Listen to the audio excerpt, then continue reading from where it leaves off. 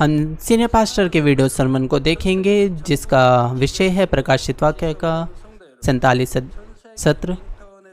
मसीह में प्रिय भाई और बहनों और वो सदस्य जो इस इंटरनेट के द्वारा इस सभा में शामिल हैं, शाखा कलीसिया और संघीय कलीसिया के सदस्यों और जीसन के श्रोताओं, प्रकाशित वाक्य उसका 12 अध्याय वह कई प्रतीकात्मक कहानियों को दर्शाता है।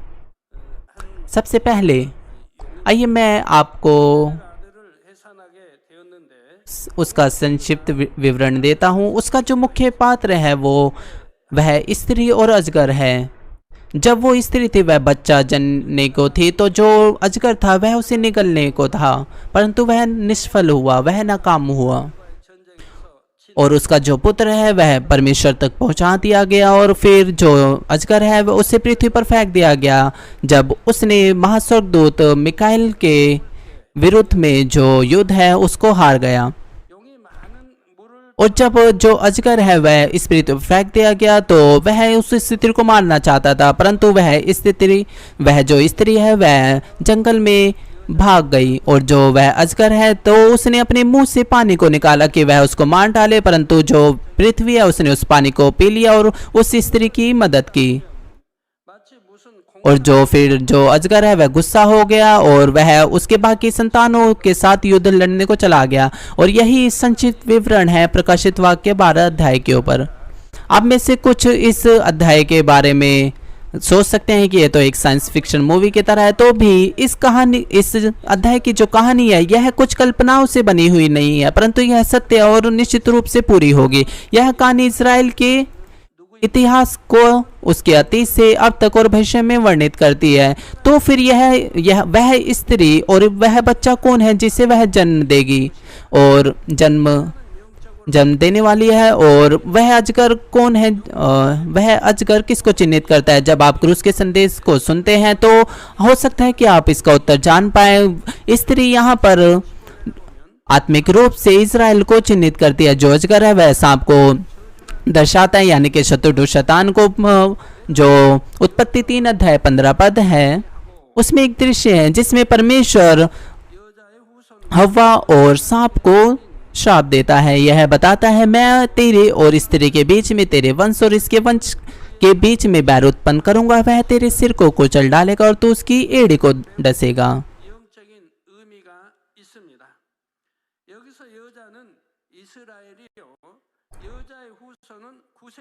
यह जो वचन है बहुत ही ज्यादा महत्वपूर्ण आत्मिक संदेश को देता है। यहाँ पर जो स्त्री है वह इजराइल को दर्शाता है और जो उसका बीज है वह यीशु उद्धारकर्ता को दर्शाता है, और जो सांप है वह शत्रु शैतान को दर्शाता है। यीशु जो स्त्री का बीज है जो कि इजराइल है वह सांप के सिर को कुचलेगा और जो सांप है वह यीशु की एड़ी को डसेगा। और यह क्रूस के उद्धार का प्रावधान है। जो शत्रु शैतान है उसने बुरे लोगों को भड़काए कि वह यीशु को वह क्रूस पर चढ़ा दे।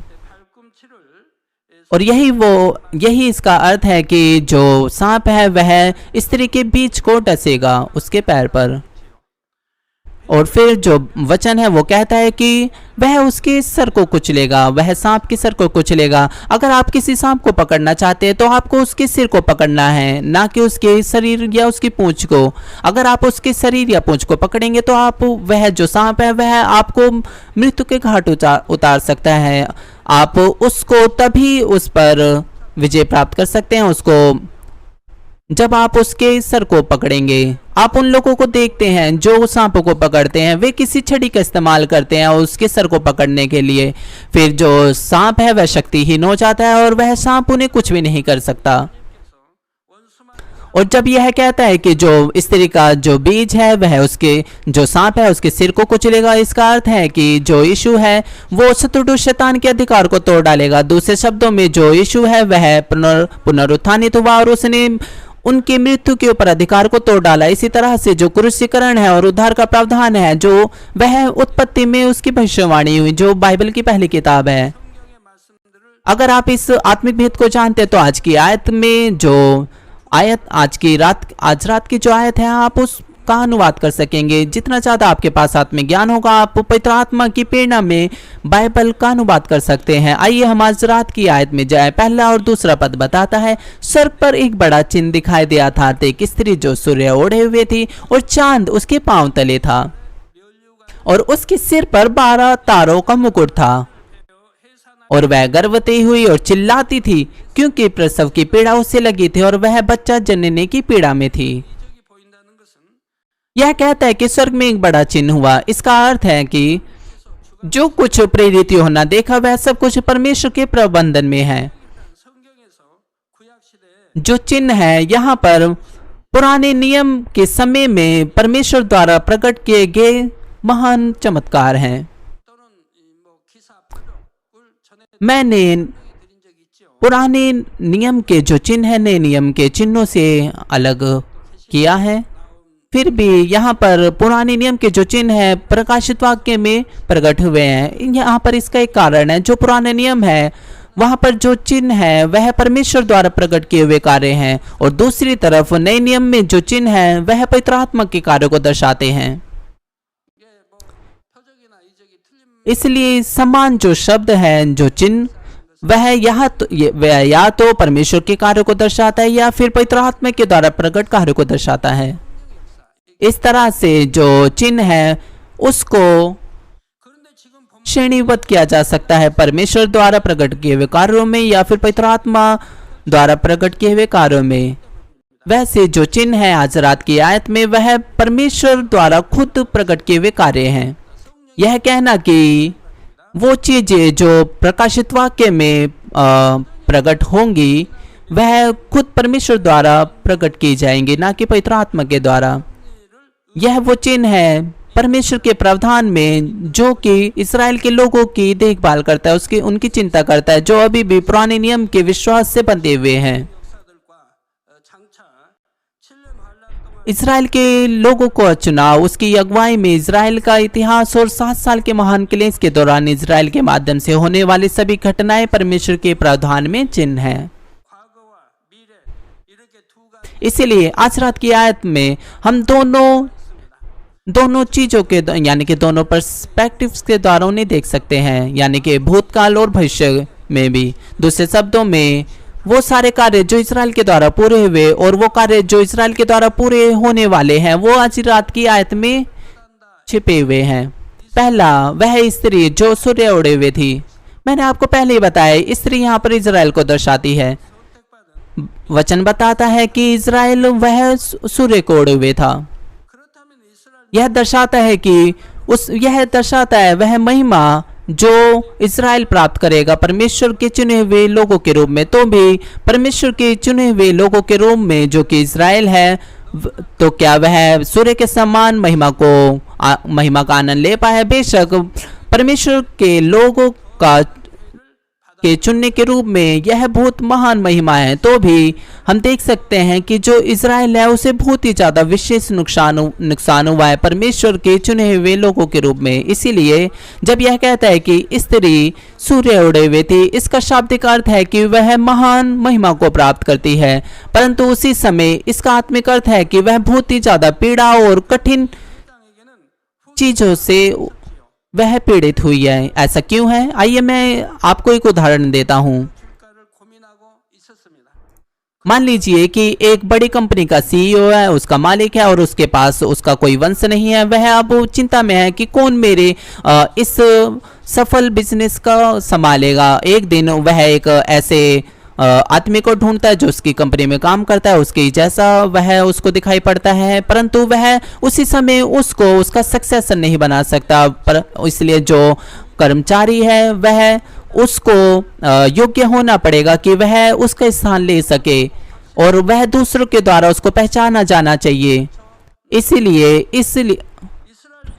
इसलिए वह कर्मचारी जो है तभी वह योग्य हो पाएगा कि वह उसका स्थान ले सके, और इसलिए उसे बहुत ही ज़्यादा कड़े परिश्रम से गुजरना होगा और उसे बहुत ही ज़्यादा कई क्वालिटीज़ को उसे रखना होगा और उसे एक प्रॉपर और अप्रोप्रिएट सक्सेसर बनना होगा। इसी तरह से इजराइल के लोगों के लिए भी है, चूंकि वे परमेश्वर के चुने हुए लोग हैं, उन्हें बहुत ही ज़्यादा कड़े परिश्रम से कड़ी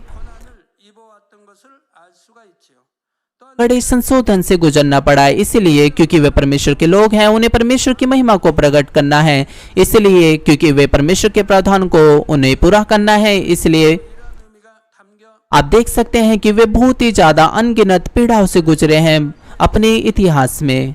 इससे भी बढ़कर जो इजराइल के लोग हैं वे 7 साल के महाक्लेश के दौरान बहुत ही ज्यादा महान रूप से पीड़ा को उठाएंगे। जब यह बताता है कि इजराइल सूर्य को उड़े हुए, यह इसमें भी इसका अर्थ पाया जाता है। भाई और बहनों, इजराइल के लोग हैं वह परमेश्वर के चुने हुए लोग हैं, और जो मसीह है वह उसने जन्म लिया उद्धारकर्ता। वह उद्धार की ज्योति बना और उसने पूरे संसार पर अपनी ज्योति को चमकाया, और वह इजराइल के वंश से आया। और यह कितनी महान महिमा से बढ़कर जो बाइबल है वह इजराइल के लोगों का इतिहास है, और यह मसीह के जीवन के अभी एक टेक्स्ट बुक के रूप में कार्य करती है, क्योंकि वे इस तरह से महान भूमिका निभा रहे हैं। और इसी वजह से उन्हें बहुत ही ज़्यादा कठिन परेशानियों से और मुश्किलों से गुजरना पड़ा, क्योंकि वे परमेश्वर के द्वारा चुने हुए लोग हैं। उनके पास कोई और चारा नहीं था, इसलिए उन्हें उन सारी परीक्षाओं से गुजरना पड़ा। जो इब्राहिम है, इजाक है, याकूब है, उन सभी को बहुत ही ज़्यादा परेशानियों से, परीक्षाओं से गुजरना पड़ा। यहाँ तक कि जब इजराइल का देश जब वो स्थापित हुआ, उन्हें बहुत ही ज़्यादा परीक्षाओं से गुजरना पड़ा, और वे मनुष्य जाति की जुताई का एक उदाहरण बन गए। उदाहरण के रूप में जब एक राजा था और इजराइल के लोग थे, जब वे मूर्ति पूजा करते थे तो निश्चित रूप से विपत्तियां और मुश्किलें उन पर आती थी। वे दूसरे देशों के द्वारा उन पर ढाबा बोल दिया जाता था, और या फिर वे विद्रोह करते थे, या फिर वहाँ उस देश में भूखमरी फैल जाती थी। तो भी जब वे पश्चाताप करते थे, मुड़ते थे, परमेश्वर उन पर फिर दोबारा दया करता था। और यह जो साइकिल है, यह जो क्रिया है, वह बार बार होती रहती थी इजराइल के इतिहास में। इसलिए परमेश्वर की इच्छा को पूरा करने के लिए इस मनुष्य जुताई में इजराइल के जो लोग हैं उन्हें एक हथियार के रूप में इस्तेमाल किया जाता है।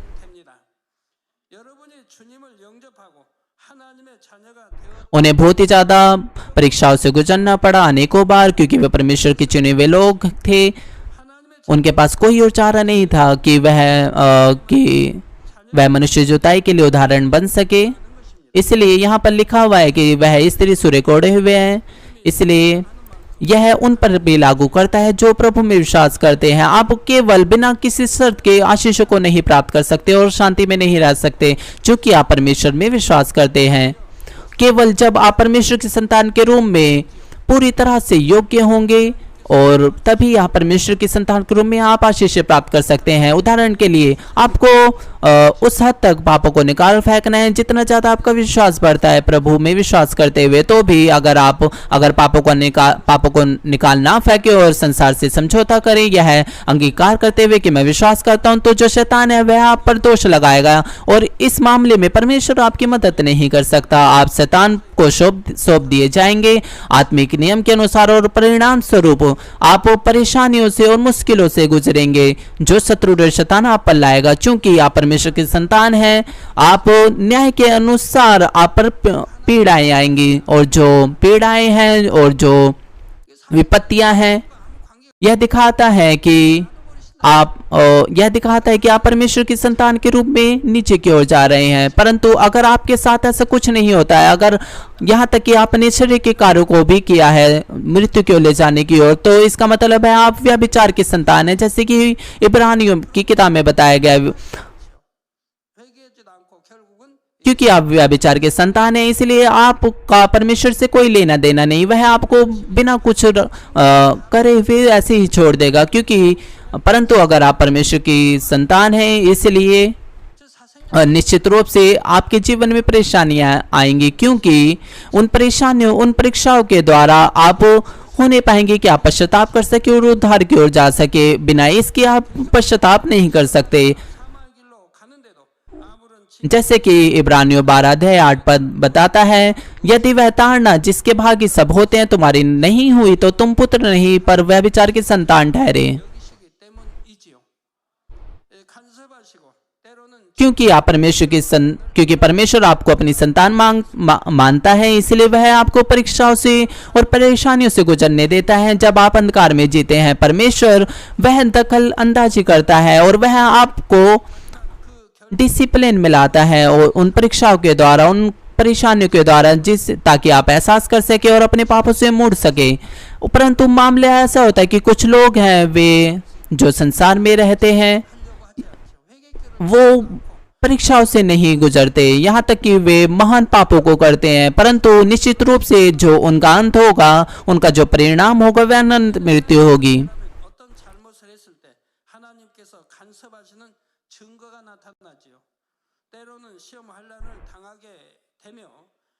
और दूसरी तरफ अगर वे परमेश्वर की संतान है, उन्हें दिखाना होगा कि परमेश्वर उनकी देखभाल करता है। कभी कभार उन्हें परीक्षाओं से, आजमाइशों से गुजरना पड़ेगा। जब वे पश्चाताप करेंगे, मुड़ेंगे, तो अनुग्रह जो है वह उन पर आएगा।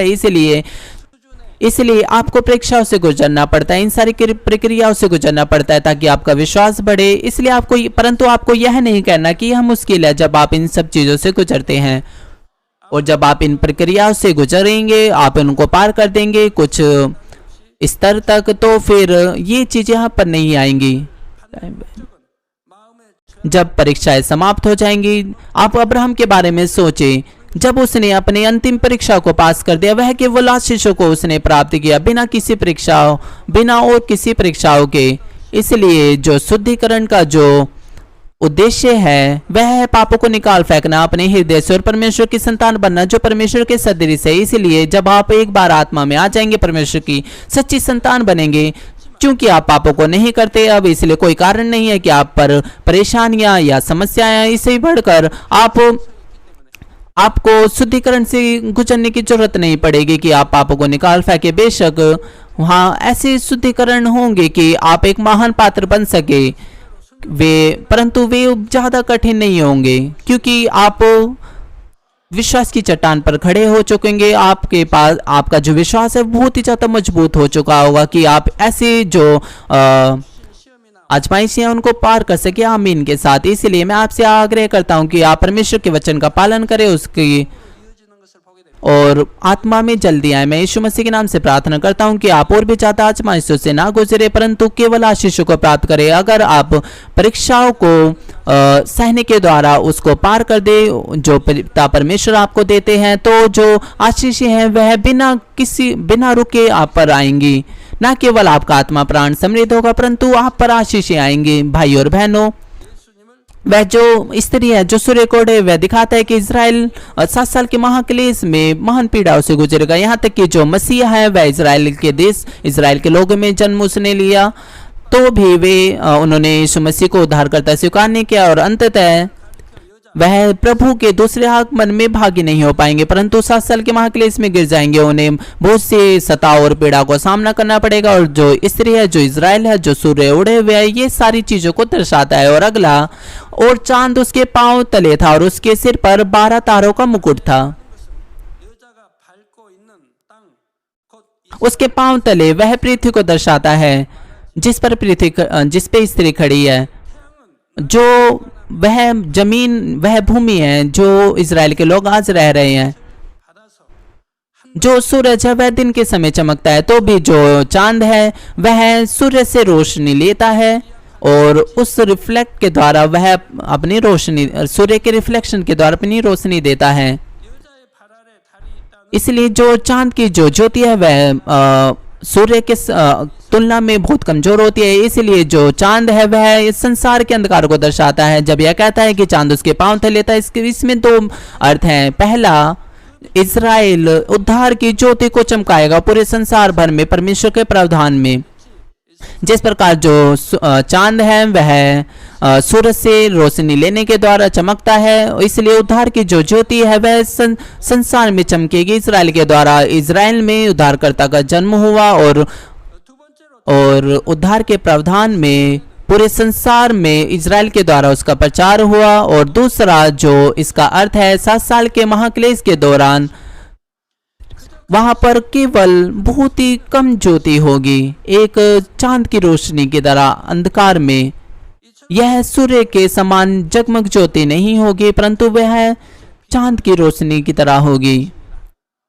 वहां पर जो आशा की जो छोटी सी किरण होगी, जो परमेश्वर के अनुग्रह में दी जाएगी, जिसके द्वारा बहुत ही मुश्किल से लोग बच पाएंगे। इसी तरह से जो आत्मिक रूप से जो अंधकार है और जो यह भयंकर स्थिति है, इसकी तुलना उस चांद की रोशनी से की जा सकती है। इसलिए जब यह कहता है कि उसके सिर पर 12 तारों का मुकुट था, यह दिखाता है कि इज़राइल की जो 12 जातियां हैं वह समृद्ध होंगी। दूसरा पद बताता है वह गर्भवती और चिल्लाती थी क्योंकि प्रसव की पीड़ा उसे लगी थी और वह बच्चा जनने की पीड़ा में थी। जिस प्रकार पहला पद बताता है उसमें भी 2 अर्थ हैं। इसमें भी पहला कि इज़राइल सारी परेशानियां, सारी मुश्किलें जो इज़राइल को सहनी थी जब तक उद्धारकर्ता ना आ गया, तो यह प्रसव की पीड़ा को दर्शाता है। और जब यीशु का इस धरती पर आने से पहले इज़राइल बहुत सालों तक, यानी कि बहुत से सालों तक अंधकार, आत्मिक अंधकार के अंडर रहा। जो इज़राइल है वह उसे अन्य जातों के द्वारा उसे रोंदा गया और जो परमेश्वर का प्रकाशन है वो रुक गया। यह बहुत ही ज्यादा कठिन समय था। और दूसरा जो इज़राइल की जो सारी पीड़ा है 7 साल के महाक्लेश के दौरान यहाँ पर प्रसव की पीड़ा को दर्शाता है। और इज़राइल जो है उसने उद्धारकर्ता का बहिष्कृत कर दिया और उन्होंने परमेश्वर की इच्छा को वे भूल गए, और इसलिए वे केवल तभी उद्धार प्राप्त कर सकते हैं जब वे 7 साल के महाक्लेश के दौरान महान दर्द से गुजरेंगे। जैसे कि तीसरा और चौथा पद बताता है, एक और चिन्ह स्वर्ग पर दिखाई दिया और देखो एक बड़ा लाल अजगर था जिसके 7 सिर और 10 सींग थे और उसके सिरों पर 7 राजमुकुट थे। उसकी पूंछ ने आकाश के तारों की 1/3 को खींचकर पृथ्वी पर डाल दिया और वह अजगर उस स्त्री के सामने जो जच्चा थी खड़ा हुआ कि जब वह बच्चा जने तो उस बच्चे को निगल जाए।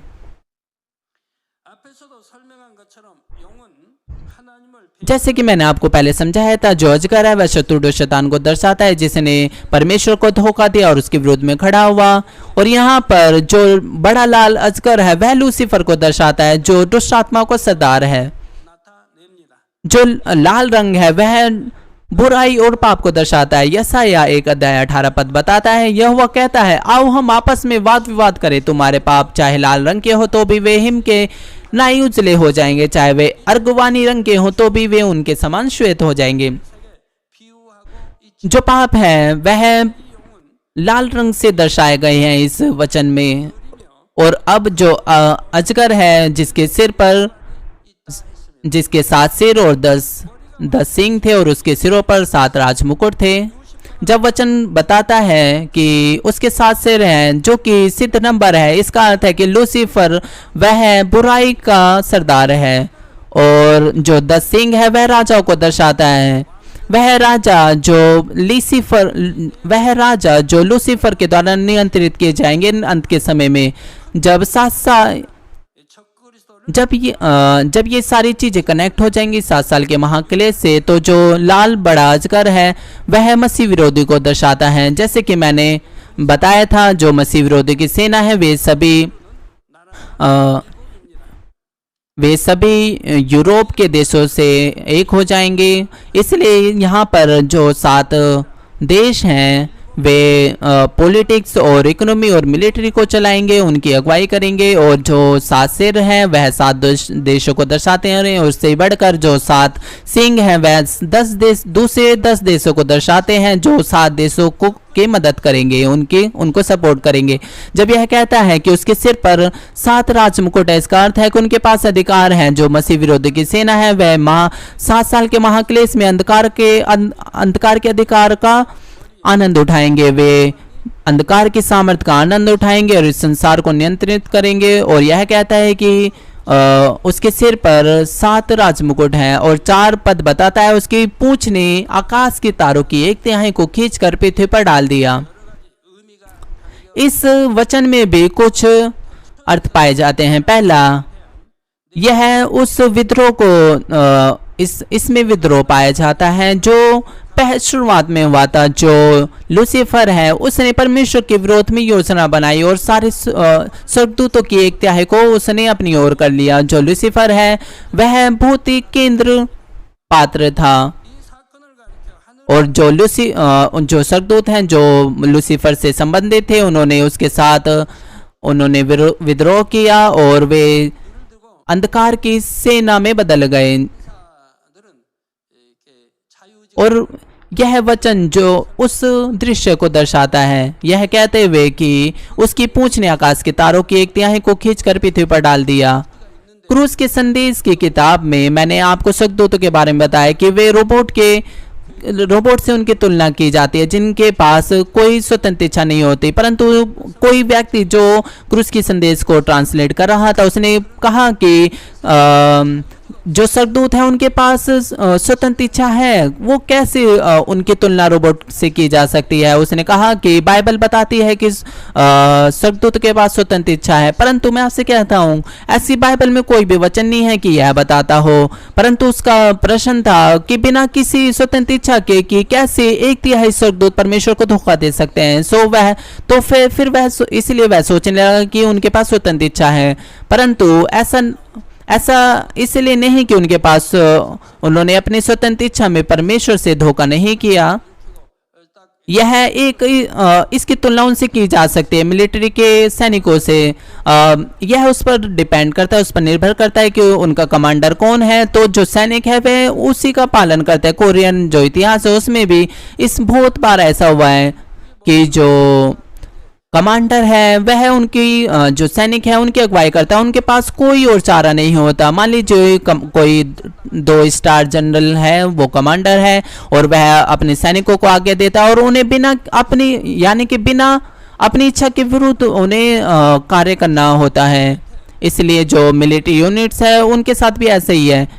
अगर जो कमांडर है अगर वो विद्रोह करे तो सैनिक है उन्हें उसकी पूरी रूप से उसका पालन करना होता है, नहीं तो वे मारे जा सकते हैं उसी समय। इसलिए उनके पास कोई स्वतंत्र इच्छा नहीं थी, स्वतंत्र इच्छा नहीं है, उन्हें बिना किसी रूप से आज्ञा का पालन करना है। इसी प्रकार से स्वर्गदूतों के साथ भी है, क्योंकि जो स्वर्गदूत वे लूसीफर के अधीन थे जब लूसीफर ने धोखा दिया, इसलिए यह प्राकृतिक था कि वह जो स्वर्गदूत है वह उसका ही पालन करे। ऐसा नहीं कि उन्होंने अपनी स्वतंत्र इच्छा में उन्होंने धोखा दिया, जैसे कि यह बताता है, और उसकी पूंछ ने आकाश के तारों की एक तिहाई को खींचकर पृथ्वी पर डाल दिया। दूसरा, यह दर्शाता है कि 7 साल के महाक्लेश में वो युद्ध जो होंगे वे सब शत्रु शैतान के नियंत्रण में होंगे। और यहाँ पर तारे वह साइंटिफिक सिविलाइजेशन को दिखाता है जो मनुष्य के इतिहास में लगातार उन्नत होते जाएंगे और ऐसी टेक्नोलॉजी होंगी जो मनुष्य को बहुत ही ज़्यादा लाभ देंगे। और तो भी कुछ ऐसी टेक्नोलॉजी होगी, कुछ ऐसी चीज़ें होंगी जो मनुष्य के विनाश का कारण बनेगी। 7 साल के महाक्लेश के दौरान शत्रु शैतान इन सारी मॉडर्न टेक्नोलॉजी का इस्तेमाल करेंगी और उनके नाश की और उनकी अगुवाई करेंगी। वे युद्धों को लेके आएंगे, विपत्तियों को लेके आएंगे और यही स्थिति इस वचन में बताई गई है कि उसने अपनी पूंछ से स्वर्ग के तारों को गिरा दी, 1/3 स्वर्ग के तारों को गिरा दिया। आप में से कुछ पूछ सकते हैं कि वह लूसीफर कैसे एक महास्वर्गदूत के रूप में धोखा दे सकता है, विद्रोह कर सकता है, जिसके पास स्वतंत्र इच्छा नहीं थी। स्वर्गदूतों में से ऐसे 3 महास्वर्गदूत थे जिनके पास मनुष्य जैसा हृदय था जो परमेश्वर द्वारा दिया गया था।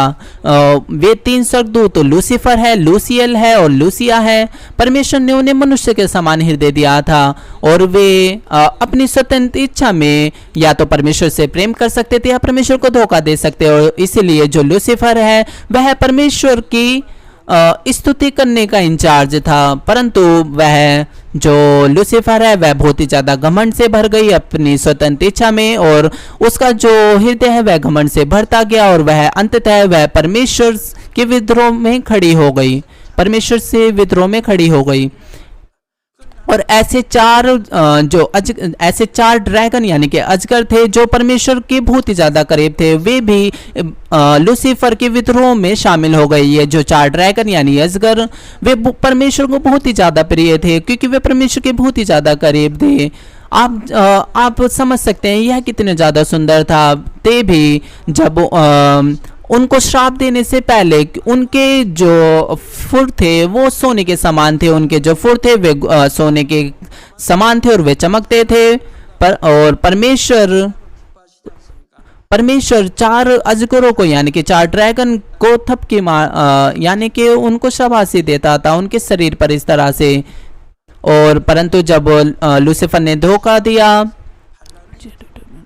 그래서 루시퍼와 밑에 있던 3분의 천사들이 이에 따를 수밖에 없게 돼서 이렇게 그렇게 3분의 1이 결국은 이 버림을 받게 इसलिए जो लूसीफर है उसने परमेश्वर के जो आसपास जो थे उनको लालच दिया। और अगर कोई राजा के द्वारा धोखा खाता है तो वह 아브라함에게 약속하실 때도 무별과 같이 इसलिए जो लूसीफर है वो बहुत ही ज्यादा अहंकारी बन गई। और क्योंकि वह परमेश्वर की स्तुति की इंचार्ज में थी, इसलिए आप जानते हैं कि परमेश्वर हमारी स्तुति के द्वारा कितने खुश होते हैं। परंतु जब लूसीफर वह अहंकार से भर गई तो वह परमेश्वर के समान बनना चाहती थी, इसलिए उसने जो अजगर है परमेश्वर के जो आसपास थे उनको लालच दिया और वे परमेश्वर यानी कि लूसीफर के धोखे में आ गए और उन्होंने विद्रोह किया। और लूसीफर ने अपनी एक तिहाई स्वर्गदूतों को अपने पीछे कर लिया और अंततः वे परमेश्वर के द्वारा उन्हें छोड़ दिया गया और उन्हें अबीस में उन्हें बंद कर दिया गया। और जैसे कि वचन बताता है उसकी पूंछ ने आकाश की तारों की एक तिहाई को खींचकर पृथ्वी पर डाल दिया। 삼키고자 한다. 자, 이 말씀은 첫째로 और जैसे कि 4 पद बताता है आगे, वह अजगर और स्त्री से सामने जो जच्चा थी खड़ा हुआ कि जब वह बच्चा जने तो उसके बच्चे को निगल जाए। यह दिखाता है शत्रु शैतान की स्थिति को जब वे यीशु को सताव करके मार डालना चाहते थे। और जैसे कि मैंने आपको पहले बताया था कि परमेश्वर ने पहले ही उत्पत्ति में उद्धारकर्ता की भविष्यवाणी को कर दिया है। शत्रु शैतान इस बात को जानते थे, जैसे कि लिखा हुआ है कि स्त्री का बीज वह शत्रु शैतान के अधिकार को नष्ट कर देगा। शत्रु शैतान वो पहले ही इस बात को जानते थे। इसी कारण से इजराइल के इतिहास के दौरान जितने भी परमेश्वर द्वारा प्रिय जन थे, शत्रु शैतान ने कैसे न कैसे करके उन्हें मार डालने की कोशिश की। और जो कोई परमेश्वर की सामर्थ को प्रकट करता था, जो परमेश्वर से आती थी, तो शत्रु शैतान कैसे न कैसे उन्हें मार डालने की कोशिश करता था। 여자의 후손을 죽이기만 하면 자기의 권세가 영원하리라고 생각했기 때문입니다. 이게 만세전에 감춰진 जो शत्रु शैतान है वे यीशु को मार डालना चाहते थे क्योंकि वे सोचते थे कि अगर वे इसको मार डालेंगे तो जो उनका अधिकार है वह हमेशा उनके पास रहेगा। 사람들의 손에 의해 핍박과 죽임을 당했습니다. 예수님이 इसीलिए बहुत से भविष्यवक्ता उनका सताव हुआ और दुष्ट लोगों के द्वारा उन्हें मार डाला गया। परंतु जब यीशु का जन्म हुआ, शत्रु शैतान उसने हेरोद राजा को भड़काया कि वह यीशु को मार डाले। परंतु जब यीशु का जन्म हुआ, वह हेरोद के हाथों द्वारा उसे मार डालना चाहता था, जो उस समय बहुत ही ज्यादा ऊंची सामर्थ्य में था। यह 역사적인 분명한 사실인 것입니다. वह जांचना चाहता था हेरोद जो राजा था कि उससे कोई गलती ना, इसलिए उसने हर एक बच्चे को जो 2 साल या उससे नीचे है उसको मरवा डाले। 예수님 और इस बात की पुष्टि इतिहास में भी है। और इसलिए जो यीशु जो बच्चा था वह मिस्र की ओर भाग गया परमेश्वर के कार्यों के अनुसार। 후손을 죽이기 위한 기회를 तो भी जो शत्रु शैतान है वह मौके को देखता रहा कि वह जो महिला का जो बीज है उसको मार डाले। अंततः उसने यीशु को क्रूस पर मरवा डाला। 구원의 도가 성취 क्योंकि उन्होंने यीशु को मार डाला, उद्धार का जो प्रावधान है वो पूरा हो गया और जो 구원으로 갈 मार्ग है वह खुल गया कि जो शत्रु शैतान का अधिकार है वह उनसे ले लिया गया ताकि लोग उद्धार की ओर जा सके। और जो अजगर की जो योजना है कि वह स्त्री के बीच को मार डाले, वह अंततः निष्फल हो गया। और अब 영광이 4 पद के आगे का जो वचन है वह 7 साल के महाक्लेश के अंत के बारे में बताता है। यह बताता है कि जो मसीह विरोधी है वह इसराइल के लोगों को मारने की कोशिश करेगा, जो प्रभु को स्वीकार करेंगे। ऐसा करने के लिए कि इजराइल इस चीज से बचा रहे कि वह प्रभु को ना माने। जो मसीह विरोधी है वह लोगों को टॉर्चर करेगा, उन पर सताव डालेगा। और 4 पद इस स्थिति को बताता है, जब वह बच्चा जने तो उसके बच्चों को निगल जाए। तो भी 5 और 6 पद में हम देखते हैं कि जो ड्रैगन है उसका जो योजना है उसकी वो निष्फल हो गई। 이 피난처는 어디를 말하는 것이 यह वचन बताता है कि एक ऐसे स्थान तैयार किया गया है इसराइल के लोगों के लिए परमेश्वर के द्वारा। तो यह जगह कहाँ पर है? तो इसराइल के लोग किस प्रकार से मसीह विरोधी के सताव से बच पाएंगे और उद्धार की ओर जा पाएंगे, मैं इस बारे में अगले सत्र में आपको बताऊंगा। 그래서 세월 사람 들어가서 अगर हम उन लोगों की ओर देखें जो परमेश्वर द्वारा चुने गए, अब जब वे महान परीक्षाओं में गए, उनमें से बहुत से जनों ने मृत्यु का सामना किया। परंतु अगर आप उनकी ओर देखें जो नए यरूशलेम में गए, वे बहुत ही ऐसे अनुभव से गुजरे जब उन्होंने मृत्यु का सामना करना पड़ा परमेश्वर के लिए और प्रभु के लिए। उन्होंने शहादत का अनुभव किया। अब्राहम ने भी, 조카 롯을 उसकी जो पत्नी थी वह 2 बार उसे ले लिया गया 또 롯을 구하게 간 적도 있고 모세도 और उसके भतीजे के बारे में क्या है, वह भी ले लिया गया। 죽임당하려고 됐고 परंतु उसने अपने जीवन को दांव पे लगाकर उसे युद्ध क्षेत्र से बचा लिया। मूसा भी 40 सालों तक परीक्षा से गुजरा। उसका जो जीवन है वह मिस्री राजा के द्वारा खतरे में था। उसे बहुत ही ज्यादा 다니엘 마찬가지 चीजों से गुजरना पड़ा। और एलिया के बारे में भी ऐसे ही है, उसे भी भागना पड़ा उस राजा से जो उसे मारना चाहता था। एलिशा के बारे में भी ऐसे ही है, दाऊद और दानियल के 3 दोस्त और यिर्मयाह के बारे में हम देख सकते हैं कि जो परमेश्वर के लोग हैं उन्हें मृत्यु के क्षणों से गुजरना पड़ा। कुछ लोग शहादत में उनका अंत हो गया और कुछ लोगों ने विश्वास के द्वारा परीक्षाओं पर विजय प्राप्त की। और यह नए नियम के लोगों के बारे में भी ऐसा ही है। यीशु के 12 चेले प्रेरित पौलुस, उनमें से बहुत से शहीद हो गए। 이런 큰 연 और यह यूहन्ना बपतिस्मा देने वाले के साथ भी ऐसे ही, और हमारे प्रभु के साथ भी, जब उन्होंने विश्वास के द्वारा विजय को प्राप्त कर लिया इन महान परीक्षाओं में, यहाँ तक कि उन्होंने अपने जीवन को भी अर्पण कर दिया। परमेश्वर ने उन्हें कहा कि तुम मेरे प्रिय बेटे हो, मेरे प्रिय पुत्र हो, जिनसे मैं बहुत ही ज्यादा प्रसन्न हूँ। अगर आप वो परमेश्वर के संतान बने जिससे परमेश्वर प्रसन्न होता है, तो इसका अर्थ है कि आप नए यरूशलेम जाने के योग्य हैं। और वह व्यक्ति जो परमेश्वर को प्रसन्न करता है वह नए यरूशलेम जाने के योग्य है। अगर परमेश्वर केवल आपको अपना प्रिय पुत्र ही कहे तो आप केवल तीसरे स्वर्ग जाने के योग्य हैं। और इससे बढ़कर अगर आप परमेश्वर के प्रिय पुत्र के रूप में इस बढ़कर आप उससे प्रसन्न भी कर सके तो आप नए यरूशलेम जाने के योग्य बन पाएंगे। हमारे परमेश्वर हमारे प्रभु को मेरे प्रिय पुत्र जिससे मैं अत्यंत प्रसन्न हूँ कहते हैं। आइए मैं संदेश का निष्कर्ष दूं।